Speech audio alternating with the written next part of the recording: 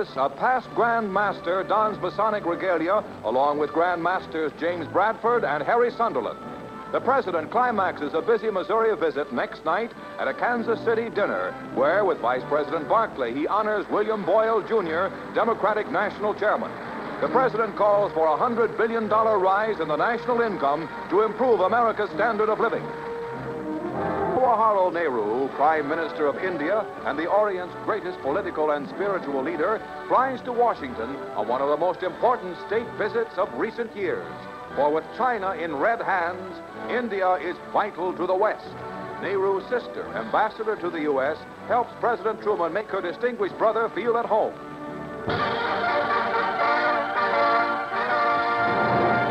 Leaders of 59 United Nations hail President Truman as he arrives for the cornerstone laying ceremonies at the UN's permanent skyscraper home on New York's East River. 7 UN vice presidents, including Russia's Andrei Vyshinsky, welcome the president to the historic international occasion. 16,000 hear Mr. Truman urge the UN to outlaw atomic weapons in a spirit of peace. We have come together today to lay the cornerstone of the permanent headquarters of the United Nations. These are the most important buildings in the world, for they are the center of man's hope for peace and a better life.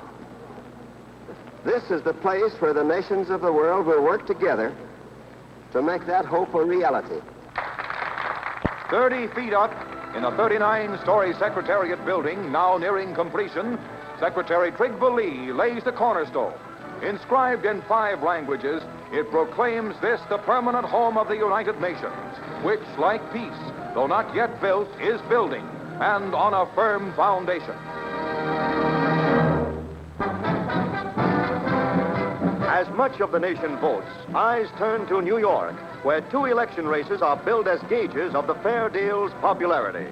For U.S. Senator, former Governor Herbert Lehman, the Democratic candidate, is pitted against the Republican interim Senator John Foster Dulles, Dewey's foreign affairs advisor.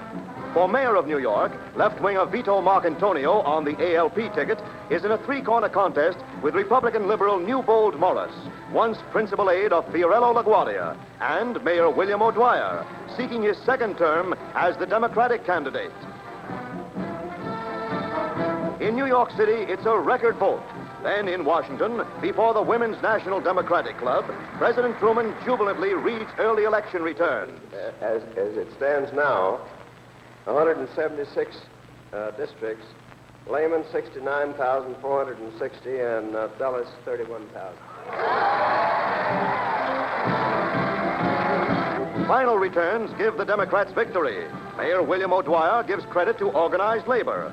Senator-elect Herbert Lehman says he'll continue to back Truman's program. Coming up next, the 1950 congressional race.